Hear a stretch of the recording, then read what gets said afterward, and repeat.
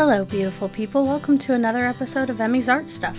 I'm Emmy. So today I wanted to talk to you about an experience I had over the summer that was probably one of the most rewarding and wild experiences I've had in a while. As an artist, I have mostly spent my time working and building my skills on my own. I took a drawing class in college, but other than that, not really been super involved in an artistic community. Doing art online can be very lonely, especially because the artwork that I do isn't something that's incredibly stellar. Not to say I'm not good, but it is a very saturated field, and there are so many beautiful and fantastic artists out there that are just beyond my level, if that makes sense. And I don't say this in a way that puts myself down, because I do think I'm pretty good at what I do, but there are some people that are a lot better. It's just the nature of the human race. It's really hard to be the best at anything, so I don't really strive for that, but I digress. There's a city near me who has a very supportive art community. A couple of months ago, I got into contact with a woman that we're going to call Susan just to protect her identity. She's a retired woman with a fantastic gallery of her own, and is very close friends with a gallery that's near her. Susan is an incredible artist. I cannot put too fine a point on her skills. Her talent is, at the very least, one of the most inspiring things I've seen in a long time. She's a hardworking woman, she's very smart, and she's got a lot of connections. Through sheer force of will, I decided to get into contact with Susan and build a professional working relationship. I was hoping to learn more from her, and I wasn't disappointed. I'm still learning from her. We began talking on Facebook Messenger a few months ago, and she casually mentioned that there was an art event going on in that city, in which you bring all of your own supplies, your own canvas, your own paints, everything you need. You pay a $10 fee and you spend the day just painting something around the city that captures your attention. I've never done anything like that before. I've never painted in a public forum before. I've never had somebody looking over my shoulder when I paint. I can be very self-conscious, which is such a funny thing to say as I'm sitting here and I'm painting in front of you guys right now. But it's so different to make a video and paint and to know that the audience can choose to stop or go away or to make hurtful comments or whatever they want on their own time.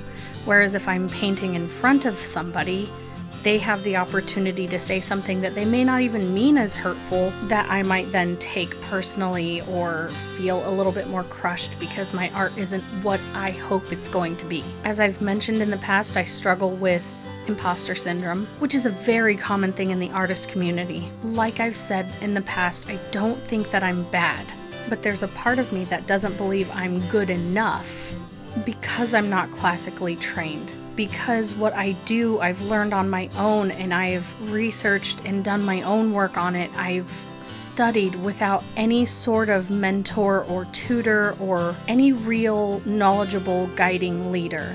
Therefore, in my mind, I guess I've always seen it as that makes me fake.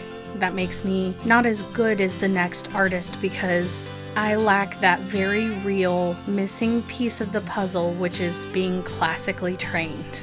That is not something I say in order to get sympathy points. That is not something that I say in order for people to feel sorry for me in any aspect.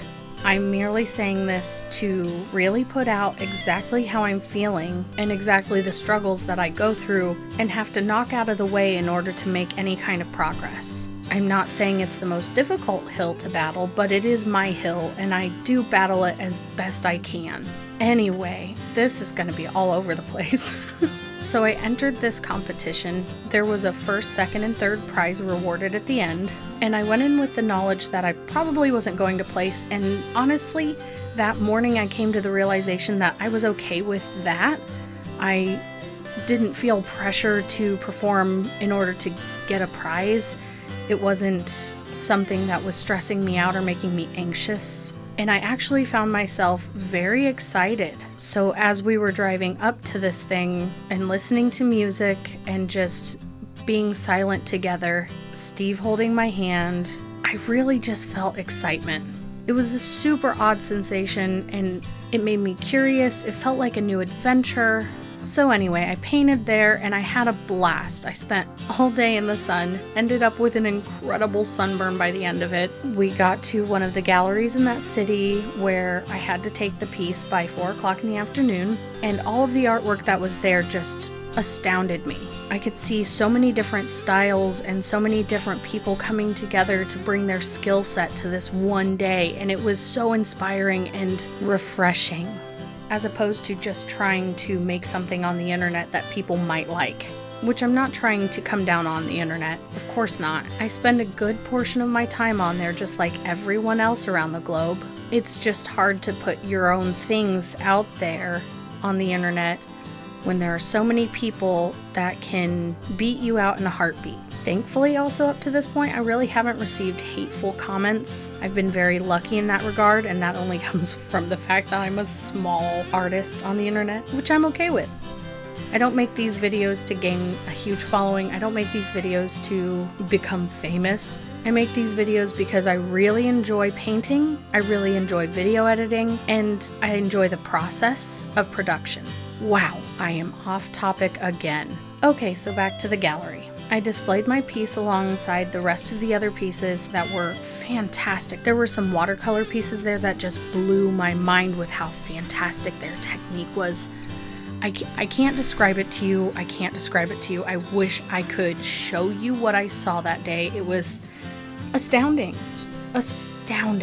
After the places were awarded, I picked up my piece and it was time to go home. 5 minutes after I had left, I received a phone call from one of the sponsors of the event who had just gotten confirmation that they were allowed to buy my painting for their business. Now, this might not sound like that big of a deal, but to me this was huge. I have never sold a painting to a business before. This was a first for me. This was a surprise, a shock. I was floundering. I took the piece home, sealed it so that it was nice and secure and should hang in the sun very easily. And the following week, I took it to that business and they were very grateful. They really enjoyed the piece. I had painted a picture of a bookstore that I used to frequent a lot in high school with some of my friends. And because it was part of the city and it's right in the heart of downtown, I think that attracted the eyes of the people who really enjoyed it. Also, during that evening, I had gone to visit another gallery. It's a smaller gallery, and the aesthetic is very artist loft feeling, so it speaks to me. But I had been there before, about 6 months before the pandemic hit. I had talked to the owners at that time, and they seemed interested in my body of watercolor work. Since that had all gone down, I began painting with acrylics. And as much as I love watercolor and it will always be a good portion of my heart, acrylic work I find to be so much easier is not the word. It's something that just comes a little bit more naturally to me. So at this point in the story, I had already gotten a website up and running, emmysartstuff.com, and I had just made business cards for myself. So to me, that day felt like a perfect time to start networking. You know, I had made friends with Susan, and to me that was like the stepping stone to get myself out of this shell that I've created, this wall that I had built up to protect myself in order to keep any kind of criticism that was just too much to put me back down. So I started handing out my business card. I happened to give one of my business cards to one of the owners of the gallery, and I just told her, you know, hey, if you want to check out some of my work, my more current things, here's my website, here's my Instagram, let me know what you think, and if you guys are still interested, I would love to display work with you guys. And she was like, yeah, well, I'll check it out this weekend. You know, I didn't know her, so I was like, you know, there's a possibility she might, and there's a possibility that, you know, they're a gallery. They've got plenty of artists that work in that area. I didn't really expect her to really pay much attention, and that's not to speak in judgment of her character. It's more in judgment of the fact that I'm sure she's got a lot on her plate. The following week, I got a call from one of my best friends who was FaceTiming me with the owner of said gallery. We'll call him Stan. After showing Stan some of my work, Stan's wife had indeed checked out my website over the weekend, and she showed her husband some of my work, and my friend just happened to be at the gallery that following Monday, and they began talking about me. And seeing the improvement that I've made over the past couple years, he actually was really excited, and he wanted to see more of what I have, and he wanted to see it in real life. So we began talks about doing a show for me, and he wanted to have me as a featured artist in their gallery for a month. I cannot really describe to you the feeling in my heart when he said that. It was validating on a level that I have never really experienced before. It's one thing for friends and family to be like, oh, I love your artwork, it's really good, you've got skill, you've got talent, and those words mean a lot to me. They really do, so please don't take that the wrong way. But hearing it coming from someone whose business it is to promote artwork was a new ball game, in a sense. I was stunned, and in the best way possible. So Stan and I worked things out, and throughout the month of July, my artwork showed in his gallery for a month. The opening night was incredible. Steve and I walked into the gallery, we were by ourselves, and I finally got to see my body of work inside a building that was meant to display as a whole what I've done over the years. I never realized how many different styles I have in my toolkit. I don't like to stagnate. I don't like to only do one thing. I love to try different styles. I love to try different techniques.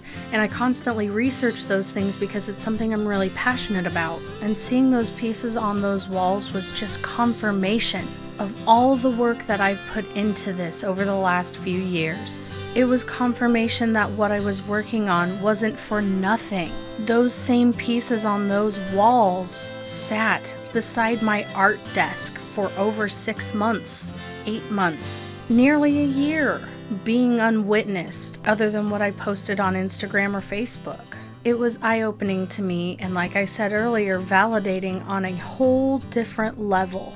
And I feel a little silly because all this time I've had friends and family and Steve on my corner telling me that I'm good at what I do. And it's not that I didn't believe them, but lacking any sort of evidence that allowed me to see any progression. Well, I was hit with that when I saw my artwork on those walls. And it all started from me simply beginning a conversation with Susan through Facebook Messenger. And you know something I decided that night? How earlier I mentioned having imposter syndrome and how that's been a constant thing on my mind for the last God knows how many years. I had been spending so much time thinking that because I wasn't classically trained, that meant I was bad.